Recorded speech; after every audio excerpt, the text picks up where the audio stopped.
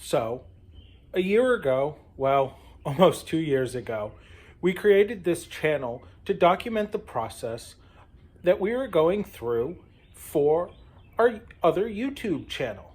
We never ended up actually doing that, and part of me somewhat wants to document that process still, so maybe we will. But we're also going to start using that channel to document things that we're doing around the house and some of our other properties.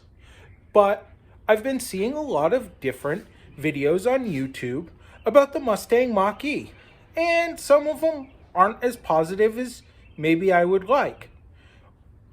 Well, I'm not a car reviewer or a car YouTuber.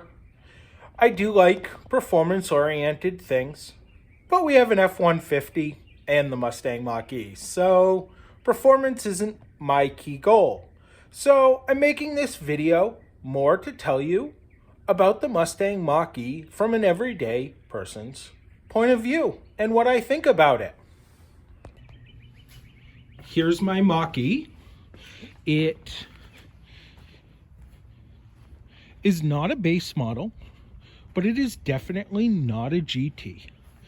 It's a 21, and I believe it's the premium trim. So it's got the leather seats and a fairly nice interior, but no sunroof. But the leather interior, the floor mats, yeah, I know they're dirty. It's winter here, or just coming out of winter, and that makes it somewhat hard for you to keep your vehicles clean. I do my best to keep it fairly clean, and I feel I do all right. So, a little bit about this vehicle.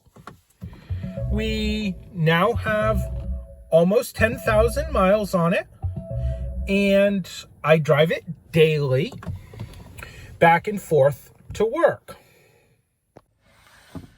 The Mach-E offers good drivability, a decent range, and some really good performance. I drive every day in Massachusetts, and with that being said, most of the cars around me are rather aggressive. I'm able either to avoid them or drive around them as needed with the Mach-E with little problems. It makes for a really enjoyable commute, all to say. It's probably one of my favorite cars to ever commute in. Now, we have some property about 3 hours north of here, and let's say the Mach-E doesn't go with us very often. So, at about 80% completion of our commute, when we take the Mach-E, even with it charged at 100% and trying to drive the most efficient manner, we find we have to stop and charge the Mach-E. There are charging stations there, and usually cords for that process. But it adds an extra hour on our already 3.5-hour trip.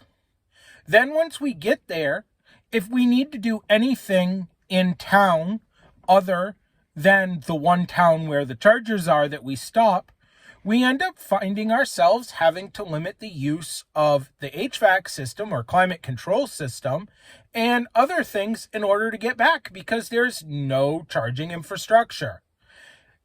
It makes for not so enjoyable of a trip. We also frequently head down south, and we've learned that our normal 13-hour trip to our in-laws' house down south ends up turning into a 24 to 26-hour trip with the Mustang Mach-E because of charging, even using level 3 fast chargers. It just adds a lot more time over our F-150. So, you want to be aware of that. The last thing that I really want to talk about with my Mach-E is the infrastructure in your house. So our house has a 100 amp service panel, and we have a hot water heater, an electric stove, an electric dryer, and a fairly large air conditioning system. At one point, getting home, after firing up some stuff taking a shower and the wife cooking, we actually tripped the main breaker in our house when charging our car. I quickly realized what happened there, and we changed our charging time to later at night. This remedied the problem. But if you're on a lower level box, maybe a condo house or something, a lot of times those have 60 amp services to a 200 amp box. And if your neighbors are trying to charge, this could be a problem. It's something to be aware of. So I just want to make you aware. The Mach-E and many other electric vehicles draw around 35 to 38 amps level 2 charging. Something to be aware of. Otherwise, I love my Mach-E. I've had nothing but good things to say about it. And if I really had to think up a complaint about this Mach-E today, with just under 10,000 miles on it, it would be the infotainment system. It's fairly clunky to use, and that makes it somewhat hard. I've had a few problems using it where it actually wouldn't fully display the correct characters until I restarted the car. And I've had a few other occasions where I just couldn't find the right button as I was driving because I couldn't take my focus off the road enough. I would really like to see some real buttons come back. It's really nice that Ford put a volume knob there. It does help, but I really wish there had been some climate control knobs. The only other complaint I have is about some of the updates we've received. At one point, I received an update that seems to have affected the brakes.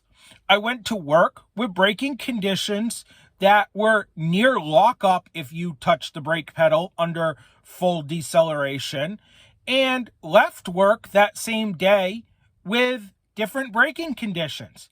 I definitely enjoyed the update because I was somewhat worried about driving the car in snow the way it locked its brakes up so quickly. But that being said, I wasn't too happy that my car changed its behavior midday, mid-drive, with little to no update. Other than that, the Mach-E has been a very sound, solid, reliable transportation vehicle for us, and I hope to keep it for many more years to come. I hope you enjoyed my little discussion about my Mustang Mach-E after about 8 months of ownership and just under 10,000 miles. Have a good night.